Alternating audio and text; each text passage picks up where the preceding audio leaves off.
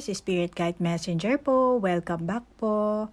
Okay guys, bago po tayo mag-start ng ating tarot reading, may gusto lang po akong i-share sa inyo. As always po para magkaroon po kayo ng kamalayan. Maitaas nyo po ang inyong vibration frequency. At spiritually awakened man kayo o hindi, kailangan nyo malaman talaga ang batas tungkol sa self-realization or yung sinasabing the law of self-realization. So, ano ba ang batas tungkol sa self-realization? Actually, marami po yan. Una, masasabi ko, self-discovery. Mahirap ang pamamaraan na yan. Pero, kailangan na meron kayong mataas na determinasyon sa sarili nyo. Lalo na kapag tinatahak nyo na talaga ang dark night of the soul, biglaan na lang kayo naging awaken, naging spiritually awaken. So, kailangan meron kayong self-discovery, self-awareness. Self-awareness, kailangan aware ka sa mga kinikilos mo, sinasabi mo, mga kinakain mo, mga kaganapan sa'yo everyday, mga taong na-encounter mo. And yung susunod naman is self-acceptance. Ito naman, kailangan tanggapin mo talaga kung sino ka. For example, yung itsura mo, yung lifestyle mo. Huwag kang maging fake sa sarili mo dahil lang sa meron kang gusto mong i-fit in yung sarili mo sa ibang tao, sa family mo, sa kaibigan mo, or dahil lang sa meron kang ideal na buhay or mukha, Kaya kung ano na mga ginagawa mong negatibo para lang mapasakamay mo yung kung ano yung sarili mong pagnanasa. So, kailangan talaga self-acceptance. Okay? And then, self-respect. Kailangan mo rin yan. Kailangan na respetuhin mo ang sarili mo, ang katawan mo. Siyempre, kailangan din respetuhin mga ibang tao. Pero itong palagi kong sinasabi, mahalin nyo muna ang inyong sarili. Self-love first. Kasi kung paano nyo tatratuhin ang sarili nyo, siyempre, ganun din ay itatrato nyo sa ibang tao. Diba? Ayaw nyong tratuhin kayo ng ganito, so huwag nyong tatratuhin sa iba. So, kailangan talaga, yan ang maano natin. Sundin natin yung self-realization na yan, yung batas na yan, Yung self-discovery, self-awareness, self-acceptance, self-respect. Actually, marami pa po yan, Nandyan yung, always na sinasabi ko, self-love, self-worth, self-guided destiny, self-reliance, self-healing, syempre, Kasi papasok na kayo sa mundo ng spirituality, And self-empowerment, syempre, and self-inquiry. So, kailangan palagi ka rin magtatanong, bakit mo nararanasan to? Or who am I? Yan ang pinakaunang-una mong maitatanong talaga sa sarili mo. Dahil, let's say, ang pangalan mo is, ikaw si Miss A. Hindi ka si Miss A. Naging Miss A ka lang dahil buhay ka ngayon. Ito yung present life mo. Pero ang totoo niyan, meron ka pang past life. So, ilang beses ka ba naging Miss A? Ilang beses ba naging babae ka? Naging Miss? Before, sa past life mo, Mister ka. Diba? Or baka sa past life mo, naging hayop ka. So, yung identity mo kasi, kailangan tanungin mo rin yan. Sa sarili mo. Pag tumaas ang vibration mo, yan ang mga tsansa mo na ikaw mismo, makakakonect ka sa iyong sariling Akashic record. Okay? Hindi mo na kailangan mag-request ng aking serbisyo. Ikaw na mismo. Pero hindi ka makakapag-access sa iyong Akashic record as long as hindi mo na itataas ang vibration frequency mo. Kahit sabihin mo, albularyo ako, manghuhula ako. No. Ang kailangan dyan is yung vibration frequency. Kailangan mataas talaga. Okay? Dahil ang mga nagbabantay dyan ay mga kataas-taasan talaga. Okay? So, guys, move on at po tayo sa ating reading. Okay? So, kung kailan nyo po mapapanood ang video ito po ang oras, panahon na nakatadhanang malaman nyo ang sagot sa inyong katanungan. At if ever na may advice na sinasabi ang baraha, mula po yun sa higher dimension. At makakabuting, gawin nyo lang po ng sanggunian. Okay? Be open mind po. At ang intention ko po sa paggawa ng video ito, naway mabigyan ko po kayo ng kamalayan at pag-asa. At naway ma-heal niyo po ang inyong mga sarili. Okay? At magkaroon kayo ng pagmamahal. Self-love first. Okay, so Taurus, alamin natin sa ating reading ngayon kung mahal ka pa ba ng person mo, kung anong nararamdaman niya para sa iyo. Pero sisimulan natin sa iyong enerhiya.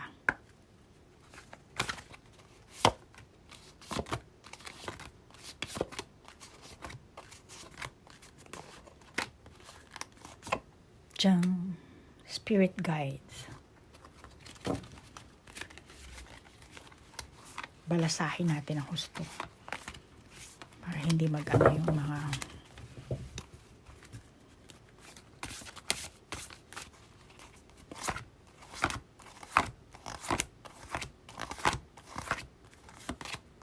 linking with spirit.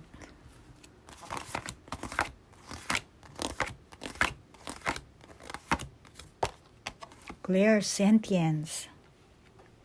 Clear sentience.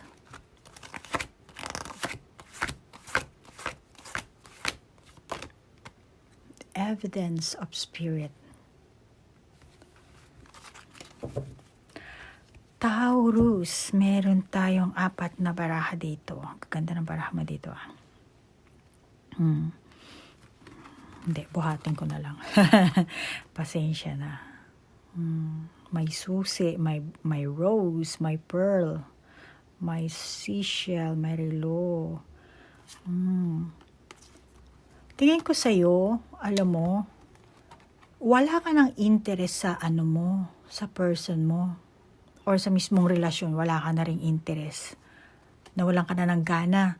Baka sinasabi mo siguro, kasi dito parang mukhang matanda, nakatago sa Sinasabi mo siguro, ay nako, matanda na ako.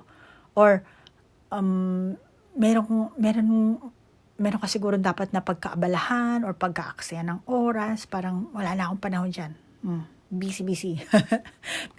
Kasi nandito yung relos Baka yung iba sa inyong Taurus, ganun ang iniisip mo. Matanda ka na, or abala ka, parang istorbo lang yung relasyon na yan. Marami pa akong kailangan gawin. Aksaya lang sa oras. Pero yung iba, kulang ka lang sa motivation. Wala ka lang sa mood. Wala ka sa mood makapag-usap ng tao, sa internet, mismong harap-harapan siguro, wala ka sa mood. Nawalan ka na rin siguro ng pagkahilig or nawala na yung pagiging masigasig mo kumpara sa dati. At walang gender ito, wala ring edad ito. Energy mo to. Okay? So, yung pagiging masigasig mo, nawala yun. Nawala. Just like kung dati, palagi kang nanliligaw, or nag-aayos ka para maligawan ka. Or maporma ka dati siguro. Ngayon, tinamad ka ng mag-ayos-ayos, Lalo na yung mga single na Taurus, So, Taurus, ikaw nang bahalang mag-adjust kung anong gender mo, kung anong edad mo, at hindi ito reading para sa isang Taurus. Okay? Dahil ang Taurus ay April 21 hanggang May 21. At yung ibang Taurus, wala nang spark ang inyong relasyon. Wala na. Palayo na ng palayo. Nagiging numinipis na. So, nakakita ko dito ang boring. Maaring ikaw, Taurus, boring ka na or pareho kayo or baka yung person mo lang talaga ang nakakaramdam ng boring, naboboring na siya sa'yo. Tapos parang nararamdaman mo rin na parang wala na yung dating sigla. So, malamang yung iba sa inyo, hindi rin kayo nag-e-effort. Parang tinatamad na. Andito na yung bulaklak, wala sa kamay, hindi nahahawakan, tingnan mo. May bulaklak pero hindi naman hahawakan. So, hindi na katulad ng dati na yung sweetness. Hindi ko na nakikita dito. Kaya boring or baka yung iba sa inyo, hindi kayo nag-effort para mag-umunlad ang inyong samahan or para bumalik sa dati. Meron kayo sigurong mabigat na pinagdadaanan yung iba sa inyo. Kayo ng person mo. Maring yung iba sa inyo, no, talagang mabigat. Just like na umaasa kayo na magka-baby. Kasi dito ko nakakita ang enerhiya mo, ano. Baka yung iba sa inyo gusto yung magka-baby, tapos na frustrated siguro, ano. Hindi natuloy. Baka yung iba sa inyo talagang tinanggal nyo, sinadya nyong tanggalin. Yung iba sa inyo, umaasa kayo na magka-baby. Yung iba sa inyo, tinanggal. Or, kung sino man, meron nagpatanggal. Ano? Malamang dahil hindi pa kayo handa. Depende kung ilang taong kayo. Ano? So, kung ikaw ang Taurus na naghahanap ng makakarelasyon, yung iba sa inyo, no? Add lang ako. Yung iba sa inyo, baka estudyante ka pa, nag-aaral ka pa.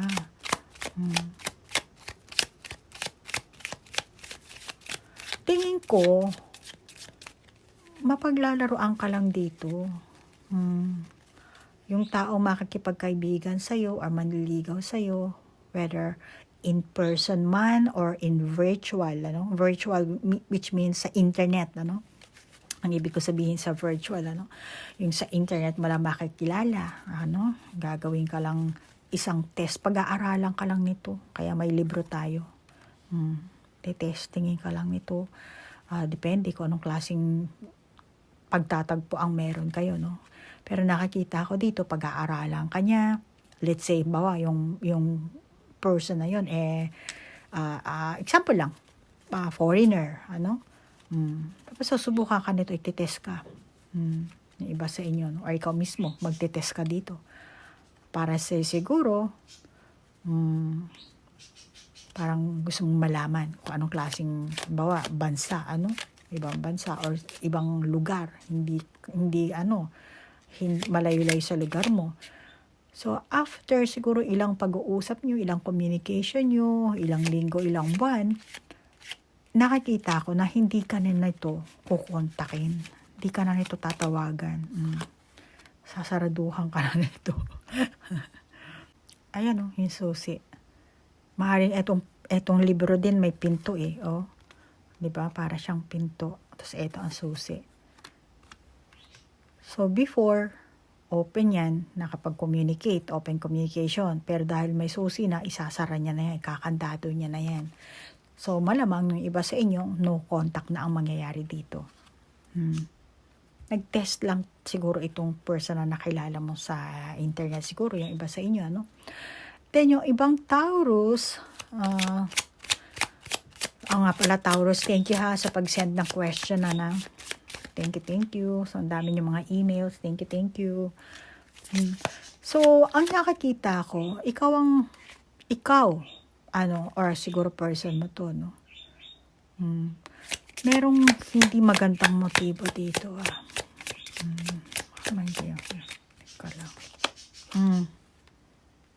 Journey and then night. Journey and night.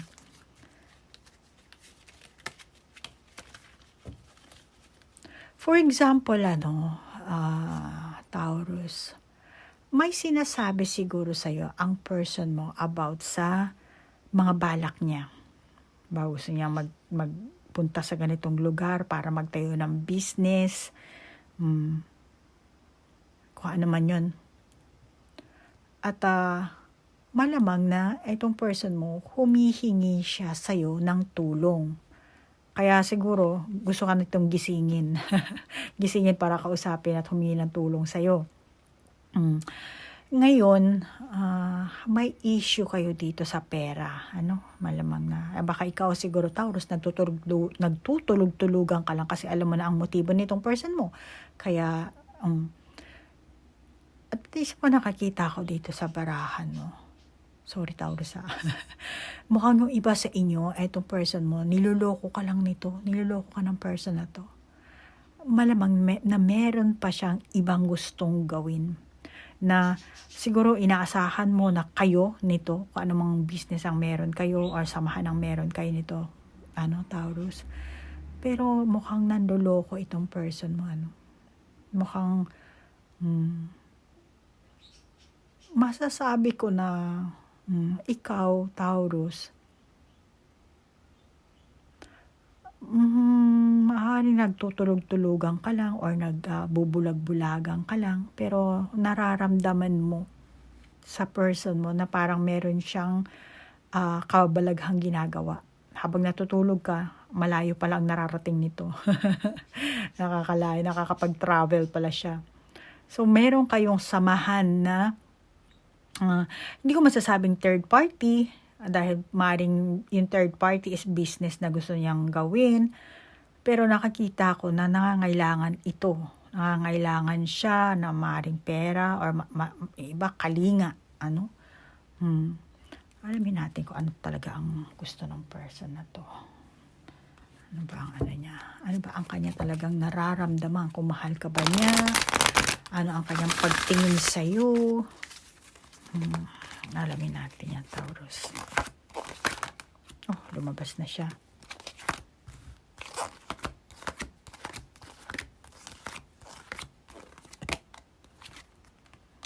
Mending.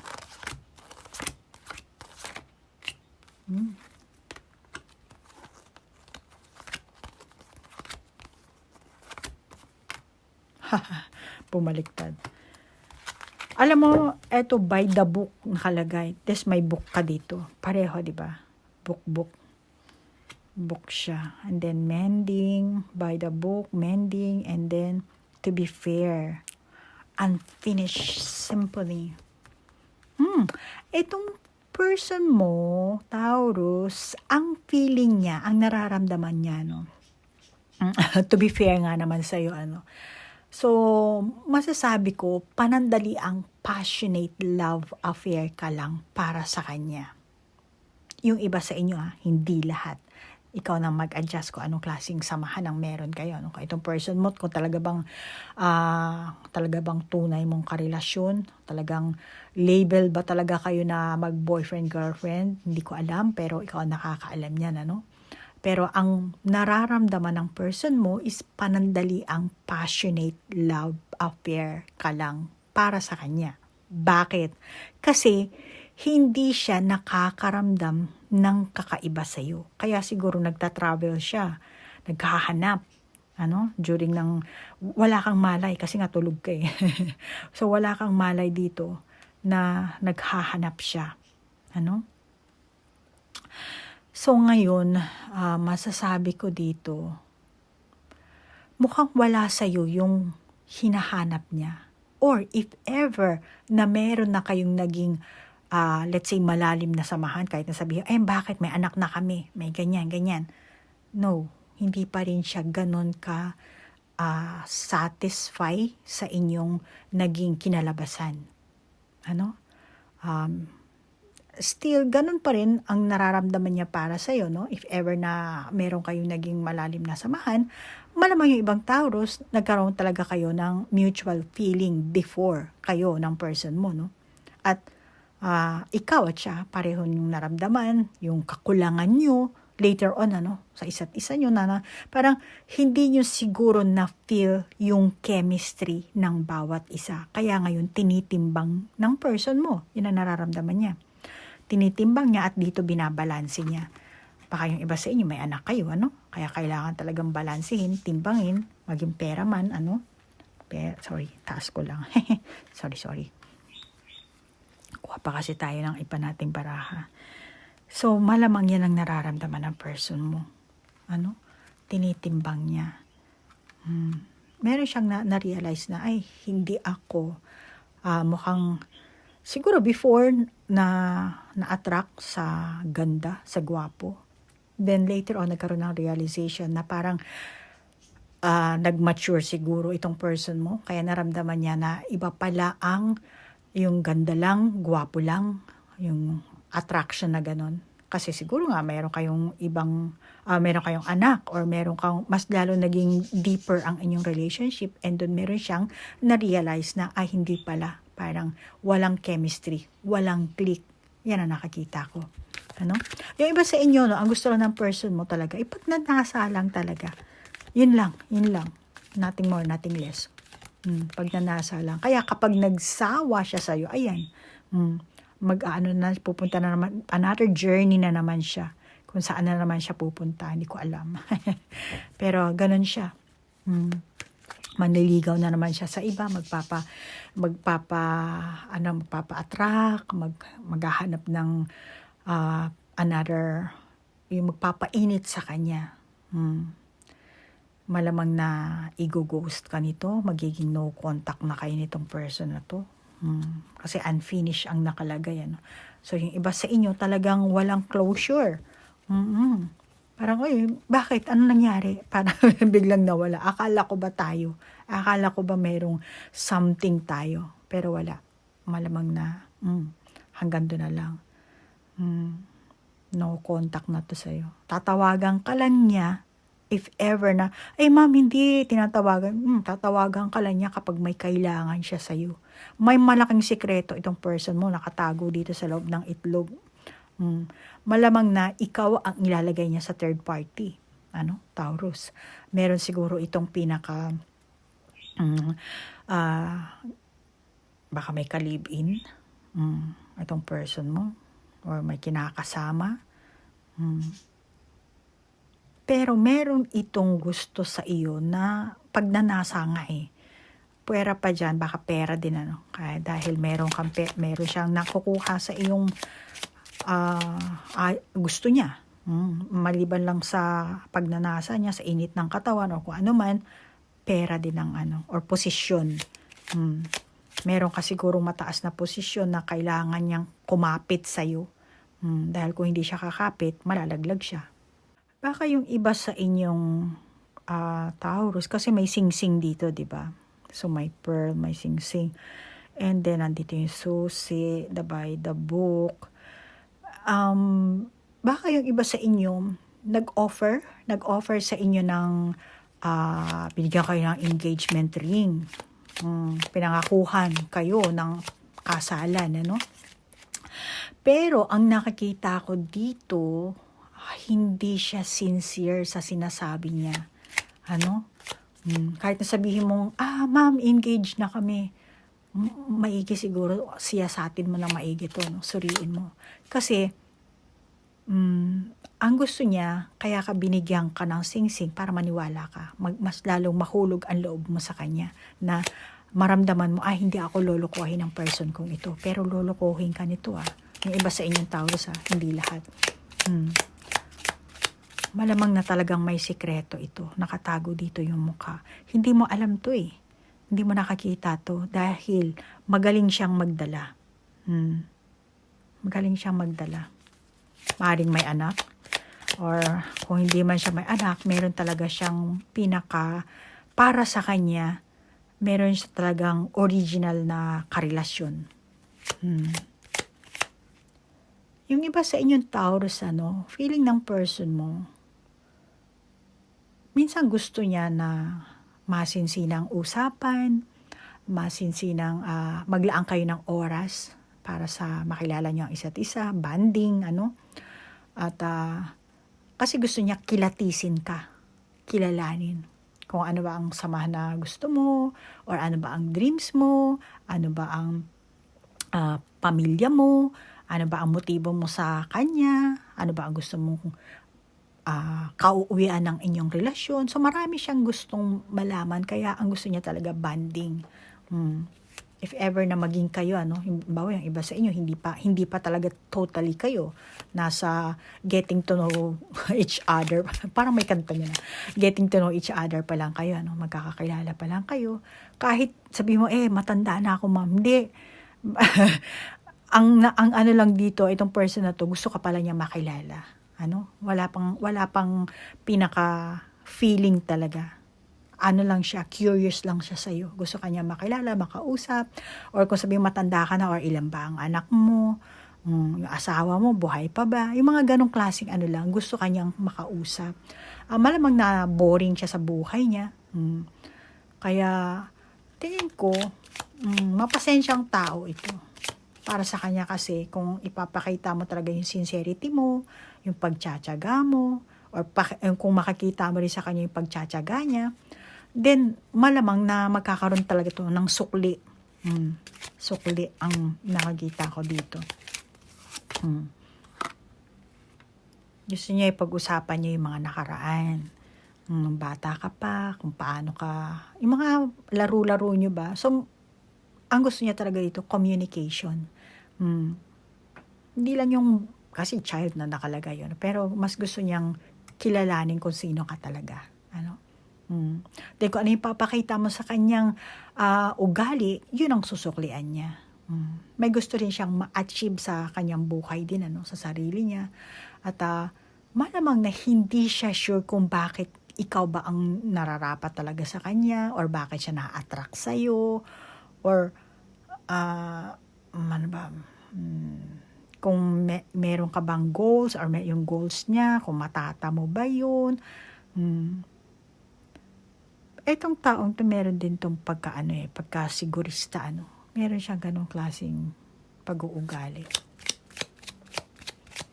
Yung iba sa inyo, kung ikaw yung Taurus na pinangakuan ng kasal, sabi ko nga dito sa ring na to, teka lang.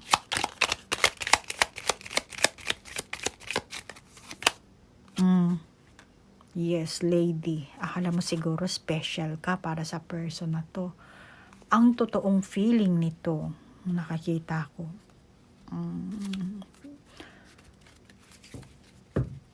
Ano ba ang totoong feeling ng taong ito?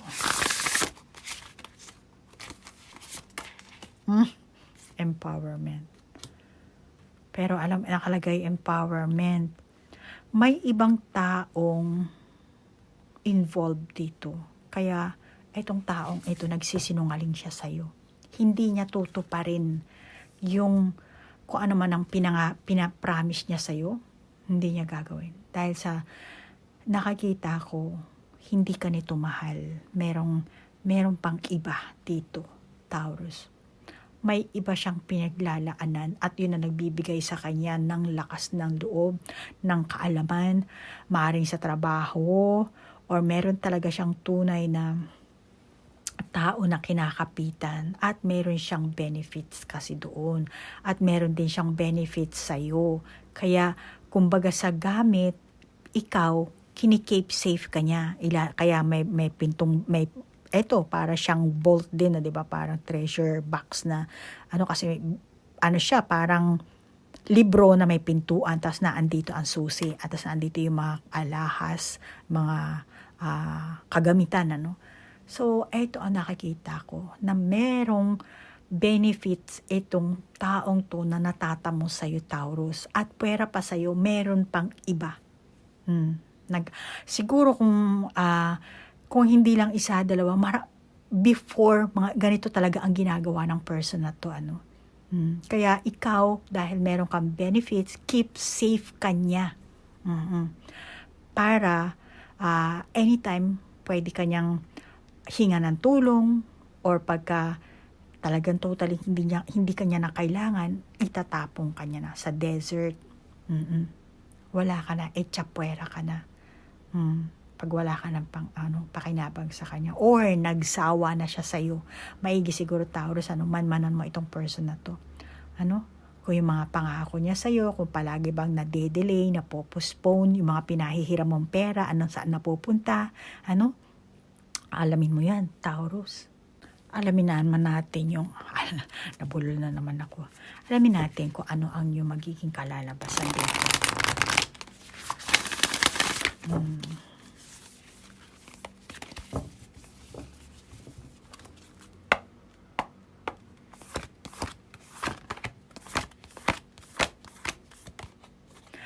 Desert, desert passage, trust there's a divine plan. Wow, ano ba yan?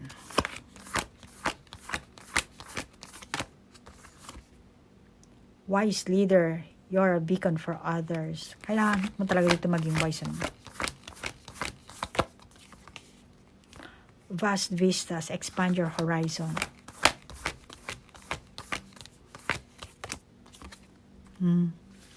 Traveling lightly, simplify your life.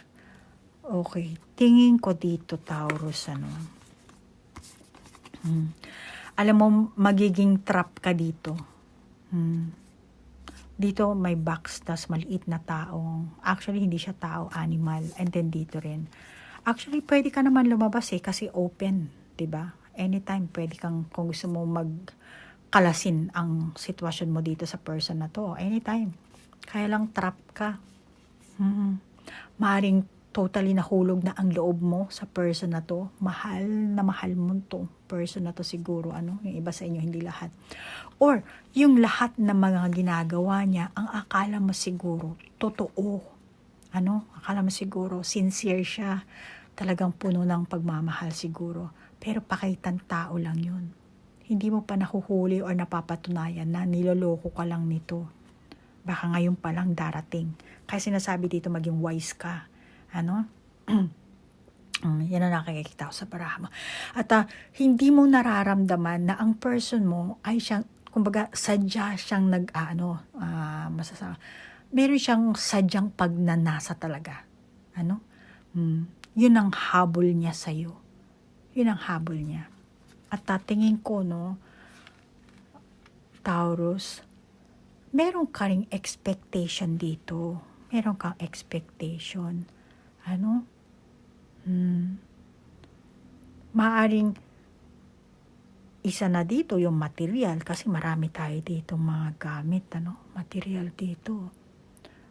Material. Siyempre, kahit nasabihin mo material, mauwi din sa pera yan, di ba? Pwede mo isang pera. So, sa madaling salita, yung tunay na motibo ng iyong person dito, sa mga darating na panahon, malamang na hindi mo pa ito malalaman, yung iba sa inyo. Dahil bulag ka nga. Tulog. Tulog ka dahil trap ka na wala, na andun talaga yung iyong pagmamahal. At malamang na maraming palusot itong person mong ito. Halimbawa, meron ka pagdududa, sabi mo, bakit ganito, ganyan. Asan na yung pera, ganyan. Marami siyang palusot para makaiwas kung ano man yun na sisitahin mo sa kanya or kung ano man yung obligasyon. So, para sa kanya, ikaw ang kanyang biktima. Hindi siya ang biktima mo. Marahil, ikaw itong empowerment din. Sabi ko kanina, baka meron pang isa. Pero may ibang reading din ako dito, dahil may lumabas tayo dito ang 4 na baraha. So, masasabi ko, ikaw rin kasi, Taurus, meron ka rin sa kanyang hindi ko masasabing hindi naman madumi ang hangarin mo sa kanya, pero meron ka rin, let's say, etong person na to, akala mo mayaman, akala mo milyonaryo, akala mo kung ano. So, meron ka rin ganong klaseng feeling siguro, na naging katapat mo tong taong to, magkatapat kayo. So, para sa person na to, hindi siya ang biktima. Kung hindi, ikaw, Taurus, ikaw ang kanyang biktima.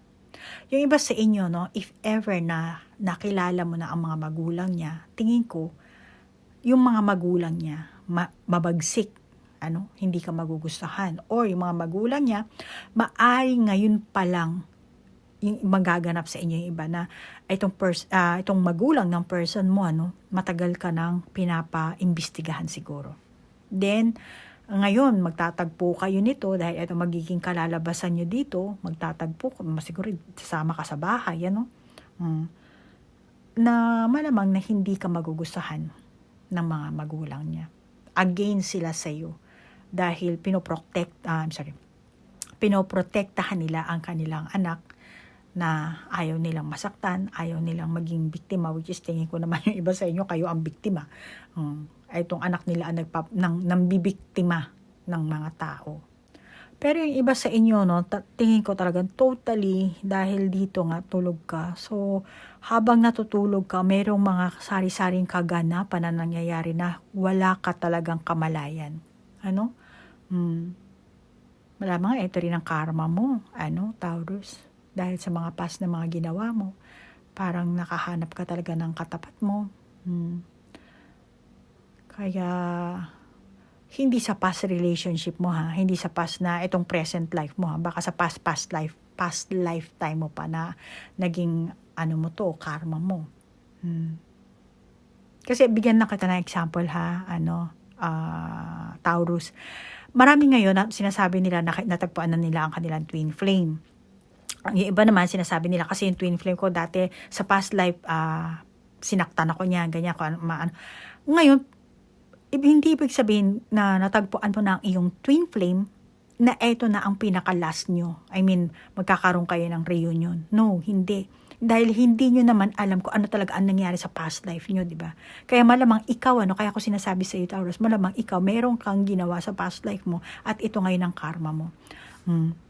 Kaya niloloko ka ng person na to. At ang panloloko na ginawa ito dahil malamang kontrata mo to, soul contract mo to. At itong taong ito ang manloloko sa'yo. Maring sa ngayon, wala ka pang kamalayan. After ng mga ilang buwan, taon, makikita mo itong person na karelasyon mo, siya ang manloloko sa'yo. Depende na lang kung gaano kabilis mo